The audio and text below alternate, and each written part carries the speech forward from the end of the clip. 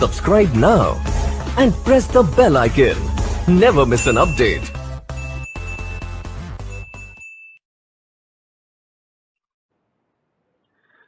तो अब बात करते हैं हम एनटीएफएस की। देखो, जिस प्रकार से file allocation table file system को मैनेज करता है, फाइल्स को मेमोरी के अंदर मैनेज करता है, उसी प्रकार एनटीएफएस भी एक फाइल सिस्टम है जो कि मेनली फाइल को मैनेज करने के लिए काम में आता है। ठीक है, तो थोड़ा सा इस पे अपने थ्योरेटिकल डिस्कस कर लेते हैं। From A users point of view, अगर यूजर के पॉइंट ऑफ व्यू से हम देखें, जो फाइल को यूज करता है ना, उसके पॉइंट ऑफ व्यू से देखें, तो NTFS continues to organise files into directories. तो एनटीएफएस मेनली क्या होता है? NTFS continue to organise files, files को कंटिन्यूसली ऑर्गेनाइज करता है, मैनेज करता है उनको डायरेक्टरीज के अंदर, which like HPFS are sorted। जैसे मान लो फाइल्स को इंडेक्सिंग करना, फाइल्स को सॉर्ट करना, एक पर्टिकुलर ऑर्डर में अरेंज करना। जैसे मेमोरी है, मान लो मेमोरी के अंदर आपने कुछ फाइल मान लो यहाँ पे स्टोर की, ठीक है, यहाँ पे फाइल स्टोर की, उसके बाद यहाँ पे आपने मान लो ये कुछ मेमोरी के पार्ट्स हैं, यहाँ पे आपने फाइल स्टोर की, यहाँ पे स्टोर की, उसके बाद मान लो इस फाइल को आपने डिलीट कर दिया। ठीक है, तो ये मेमोरी खाली होगी। तो इसको मैनेज करने के लिए भी मेनली फाइल सिस्टम्स का रोल रहता है कि इसको या तो जो सेम साइज की कोई फाइल अगर आती है तो उसको स्टोर करवाया जाए, या फिर इस मेमोरी स्पेस को मेनली जो खाली मेमोरी स्पेस है उसके साथ अटैच किया जाए। However, unlike FAT और HPFS, ठीक है, देखो यहाँ पे तीन फाइल सिस्टम की बात हो रही है, FAT, NTFS और HPFS, है ना। हमारे सिलेबस में FAT और NTFS दो ही है, HPFS नहीं है। ठीक है, इसलिए मैंने HPFS को इंक्लूड नहीं किया है, दो चीजों को इंक्लूड किया है मैंने। बट HPFS देखो यहाँ पे सॉर्टेड यूज करता है, तो इसको हम एज ए कंपेरिजन यहाँ पे यूज कर रहे हैं। तो हाउएवर अनलाइक फैट और HPFS, there are no special objects to the disk and there is no dependence on the underlying hardware. ठीक है, तो यहाँ पे जिस प्रकार से हम फैट सिस्टम के अंदर हार्डवेयर को यूज करते हैं, मेनली मेमोरी को हम यूज करते हैं, एक टेबल हम यूज करते हैं उस हार्डवेयर को मैनेज करने के लिए, यानी जो भी मेमोरी हम हार्डवेयर के रूप में यूज कर रहे हैं उसको मैनेज करने के लिए हम टेबल यूज करते हैं। इसी प्रकार HPFS के अंदर भी हम सॉर्टेड टाइप इंडेक्सिंग हम यूज करते हैं। तो उसी प्रकार NTFS के अंदर मेनली क्या यूज करते हैं? NTFS के अंदर हम कुछ स्पेशल ऑब्जेक्ट्स यूज करते हैं, है ना। कुछ स्पेशल ऑब्जेक्ट्स को हम यूज करते हैं इसके ऊपर, जो भी मेमोरीज है यानी डिस्क के ऊपर। ठीक है, there is no dependence on the underlying hardware. यहाँ पे जो भी हार्डवेयर, जो हम हार्डवेयर यूज कर रहे हैं, जो डिस्क या मेमोरी कार्ड या मेमोरी जो हम यूज कर रहे हैं, मेनली उस पे कोई डिपेंडेंस यहाँ पे नहीं रहने वाला है। जिस प्रकार से फैट का डिपेंडेंस था, फाइल एलोकेशन टेबल के अंदर डिपेंडेंस था, NTFS के अंदर ऐसा कोई डिपेंडेंस नहीं है, उसको कोई लेना देना नहीं है ना।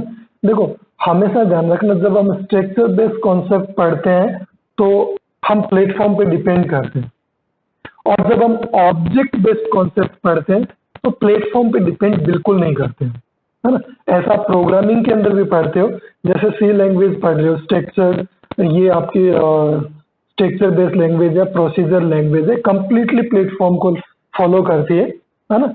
और इसके बाद आप C++ पढ़ोगे सेकेंड ईयर में, जो कि ऑब्जेक्ट ओरिएंटेड लैंग्वेज है, वहां पे आप देखोगे प्लेटफॉर्म इंडिपेंडेंट है, यहाँ पे प्लेटफॉर्म की जरूरत ही नहीं, है ना। आपने प्रोग्राम बना दिया, ऑब्जेक्ट बना दिया, बस अब आपको कोई मतलब नहीं, आप सिर्फ और सिर्फ ऑब्जेक्ट को जानते हो, ऑब्जेक्ट के अलावा आप किसी को नहीं जानते। जैसे सिंपल सा एग्जांपल लेते हैं, बाइक, स्कूटी वगैरह हम सब चलाते हैं, ओके।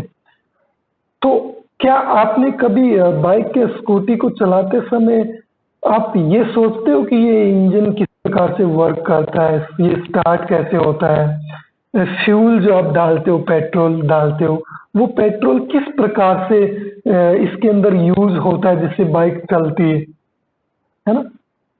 नहीं सोचते हम, क्योंकि हमें जरूरत नहीं।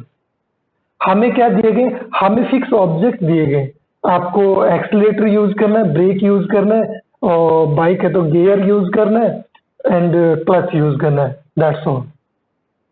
हमें केवल ये चार पांच ऑब्जेक्ट है, इनका ध्यान रखना। इंटरनल इम्प्लीमेंटेशन कैसे है, वर्किंग कैसे है, हमें मतलब नहीं। तो हमें प्लेटफॉर्म से कोई लेना देना नहीं है, हमें केवल ऑब्जेक्ट से लेना देना है। तो यहाँ पे भी कुछ ऐसा ही है। एनटीएफएस क्या करता है? केवल ऑब्जेक्ट पे फोकस करता है। प्लेटफॉर्म जो है, हार्डवेयर जो है, उनसे कोई मतलब नहीं होता। ठीक है, ओके।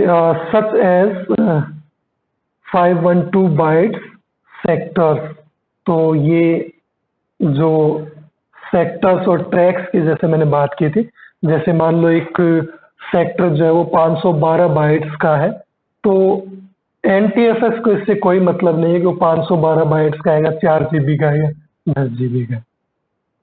ठीक है, बट फैट सिस्टम के अंदर ऐसी जानकारी चाहिए। फाइल एलोकेशन टेबल के अंदर कंप्लीट सेक्टर्स की और ट्रैक्स की जानकारी होती है कि कौन सा ट्रैक और कौन सा सेक्टर कितने कैपेसिटी का है और कौन कौन से फाइल किस ट्रैक और किस सेक्टर पे अवेलेबल।